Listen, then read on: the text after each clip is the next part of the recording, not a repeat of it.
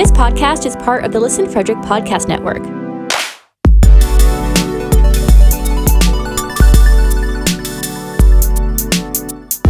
To learn more, visit listenfrederick.com. The Fedora Files. Hello and welcome to the Fedora Files. I am Gregory Fedora. Happy New Year. We are in 2024. How crazy is that? It's a new year. New year, new me. Let's go. Okay, not really. I'm the same me I've always been, and I probably will always be this. This episode, I want to do something. I always find it interesting when like famous people have retellings of cryptids or UFOs or whatever, and they tell their story. And there's a lot of famous people who do it, but I find it even more fascinating when someone of great stature has these stories. And one such individual is Theodore Roosevelt. He has a lot of things that he talks about and wrote about and investigated on his own. It's very interesting that he's president. He was an outdoorsman. He did a lot of things. So he was out there a lot doing safaris, doing huntings. So he understood animals, and yet he had stories of creatures. Now, a lot of Bigfoot enthusiasts talk about him as being a Bigfooter and believing it. But one thing he never did, he never talked about Bigfoot. He never called it Bigfoot. That's a term that came later. So if you read stories, if people tell you stories about Theodore and they mention it, Bigfoot, he never called it that. So that's something I have pet peeves about these kind of things. I don't like when I go see a period movie or show and they use like vernacular that we use. It bothers me. Or like I like it to be true to that time period, like when they do an 80s movie and certain people act a certain way that I'm like, they would have never acted that way. I grew up in the 80s. I remember what we said and did, and we would have never said or did those things. Doesn't mean I don't enjoy the movies. It's just I like it when it's really, get to the period and be that way, and good or bad, just be true to that, what was going on. Well, in one of his books, he talks about an incident, and I have the book, and it's The Wilderness Hunter, and it was published in 1893. And if you get a chance to read the book, it is great. It's really cool. He has a lot of neat stories, a lot of stuff going on. But he retells the story of what they refer to as, I think it's a large wood northern ape. So which people went on to say was Bigfoot.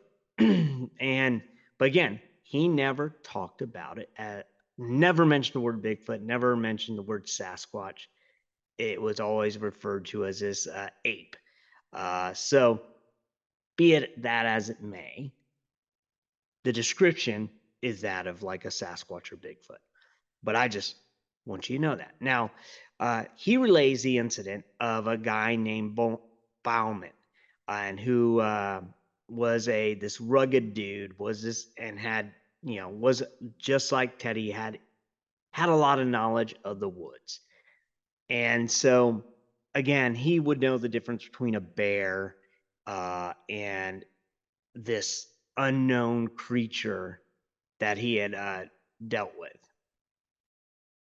So, but I want to relay the story as it is from The Wilderness Hunter because it's cool. And I'm going to just sort of reread it to you so that you can gain knowledge. And I do suggest go get the book, The Wilderness Hunter. You can get it off Amazon. And if you order it like right now, it'll be here tomorrow. So there you have it. And there's a lot of other cool stories in there. And it really gives insight into who Teddy Roosevelt was. So then when you hear the stories of Teddy, you can kind of see the way he thought and wrote about. So here is Teddy Roosevelt's retelling of this encounter that Bauman related to him. Now, here it goes. Frontiersmen are not, as a rule, apt to be superstitious. They lead lives too hard and practical and have too little imagination in things spiritual and supernatural. I have heard but a few ghost stories while living on the frontier, and those few were of a perfectly commonplace and conventional type. But I once listened to a goblin story which was rather impressive to me. A grizzled, weather-beaten old mountain hunter by the name of Bauman, who was born and had passed all his life on the frontier. He must have believed that what he said, or he could hardly repress a shudder at a certain point of the tale. But he was of German ancestry, and in childhood had doubtless been saturated with all kinds of ghost and goblin lore, so that many fearsome superstitions were latent in his mind. Besides, he knew well the stories told by the Indian medicine men in the winter camps of the snow walkers and the specters and the formless evil beings that haunt the forest depths. And then dog and waylay the lonely wanderer who after nightfall passes through the regions where they lurk. And it may be that when overcome by the horror of the fate that befell his friend, and when he oppressed by the awful dread of the unknown, he grew to attribute, both at the time and still more in remembrance, weird elfin traits to what was merely some wicked and cunning wild beast. But whether this was so or not, no man can say. So right away, Roosevelt's kind of laying the ground. I guess he's saying this guy Bauman is, frontiers guys aren't particularly to a way, they don't say superstitions. They're just very practical people. But he's kind of cautious about it and saying, this guy's German, and Germans have a lot of folklore. I mean, they had Krampus. We get the Snallygaster from German folklore. We get is the Snargeist, or the quick spirit. A lot of the hex wolves, the werewolf, those things all come from German folklore. Black dogs, phantom dogs, again, German and English. But, he's laying the fieldwork just to be like, hey, guys, I'm not necessarily saying what is happening is true, but this guy, he seems legit, but, let's go on. So let's continue. When the event occurred, Bauman was still a young man and was trapping with a partner among the mountains, dividing the forks of the Salmon from the head of the Wisdom River. Having had not much luck, he and his partner determined to go up into a particularly wild and lonely pass through which ran a small stream said to contain many beavers. The pass had an evil reputation because the year before a solitary hunter who had wandered into it was slain, seemingly by a wild beast, the half-eaten remains being afterwards found by some mining prospectors who had passed his camp only the night before. The memory of this event, however, weighed very little with the two trappers, who were as adventurous and hardy as others of their kind.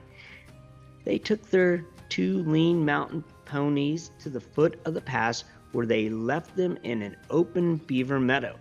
The rocky timber-clad ground being from the onward impractical for horses, they then struck out on foot through the vast gloomy forest, and in about 4 hours reached a little open glade where they concluded to camp, as signs of the game were plenty. There was still an hour or two of daylight left, and after building a brush lean-to and throwing down and opening their packs, they started upstream.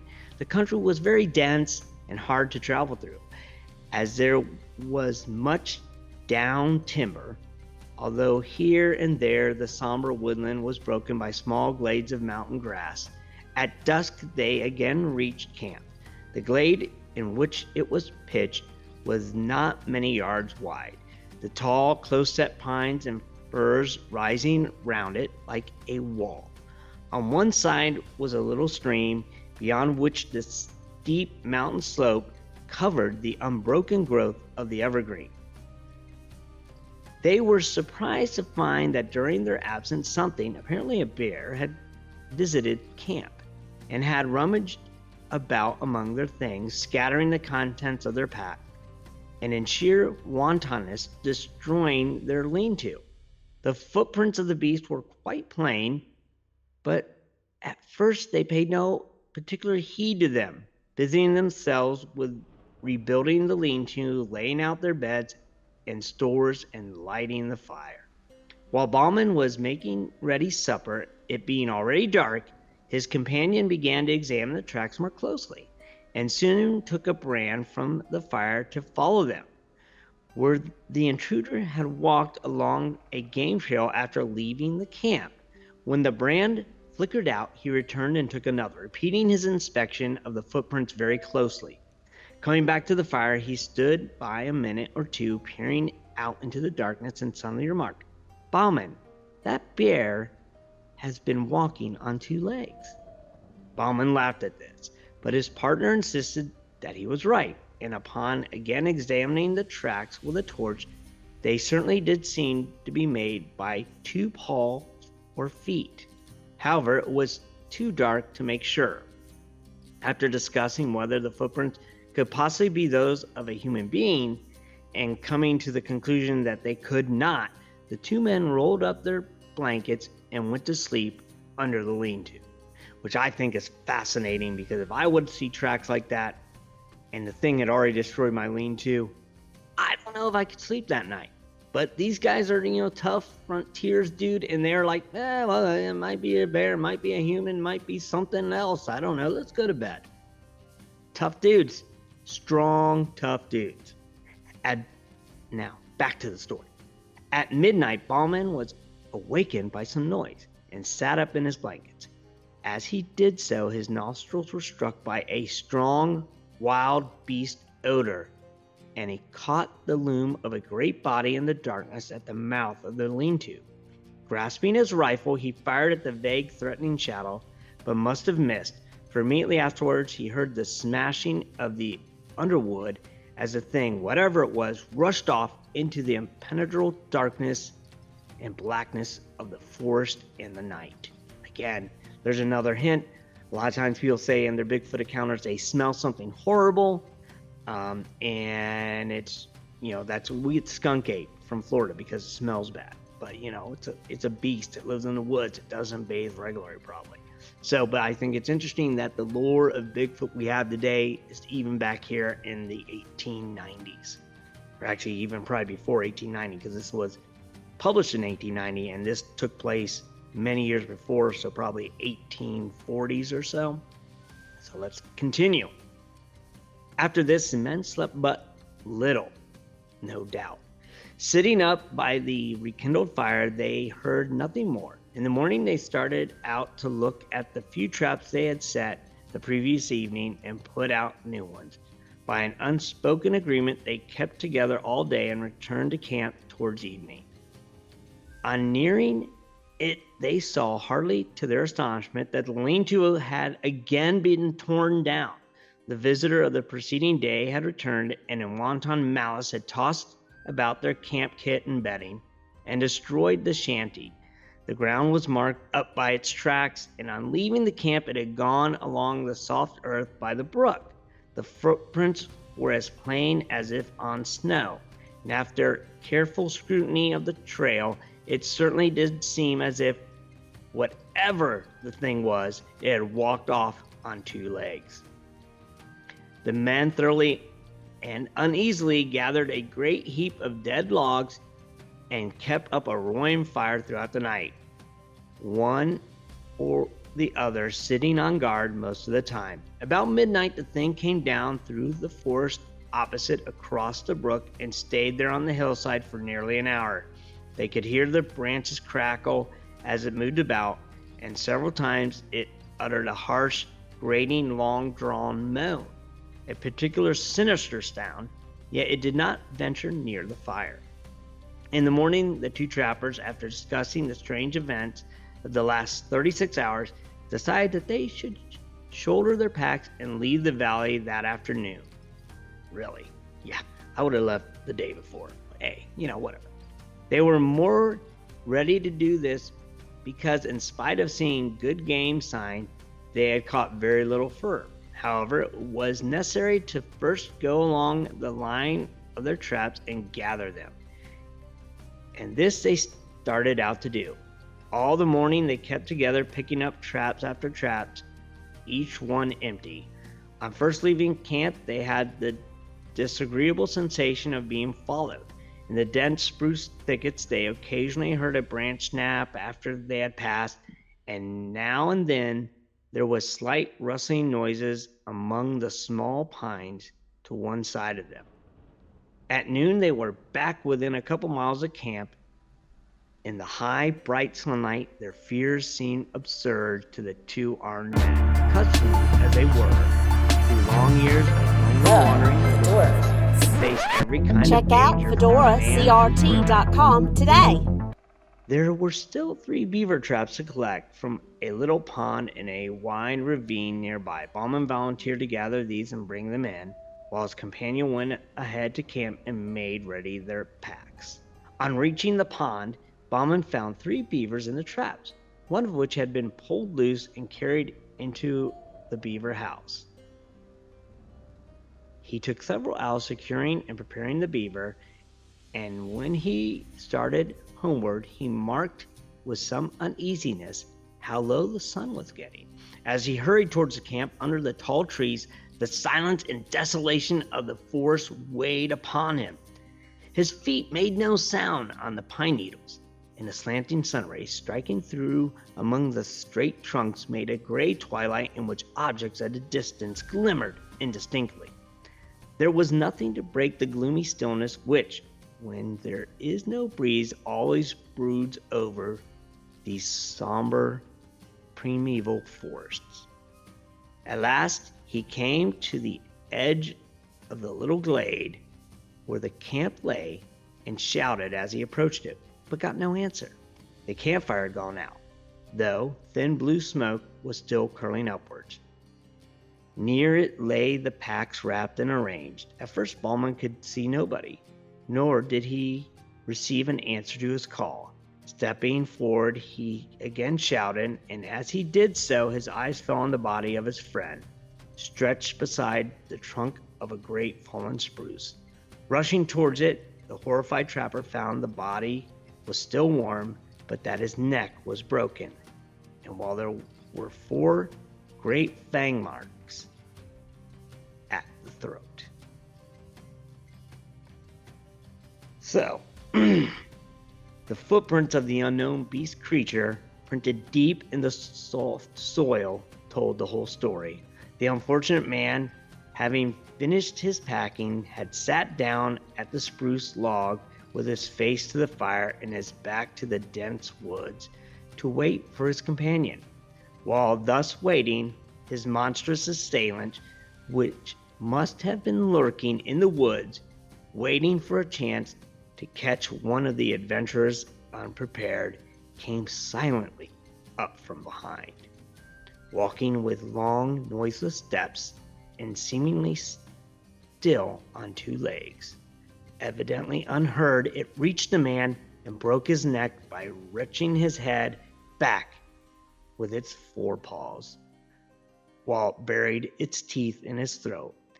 It had not eaten the body, but apparently had romped and gamboled around it in uncouth, ferocious glee, occasionally rolling over it. It had then fled back into the soundless depths of the woods. Bauman, utterly unnerved and believing the creature with which he had to deal with was something either half human or half devil, some great goblin beast, abandoned everything but his rifle and struck off at speed down the path, not halting until he reached the beaver meadows where the hobbled ponies were still grazing. Mounting, he rode onwards through the night until beyond reach of pursuit. So there you have, that is the Bauman incident, and that is one of the oldest, craziest detailed stories written by a former president, President Teddy Roosevelt, in his book, The Wilderness Hunter.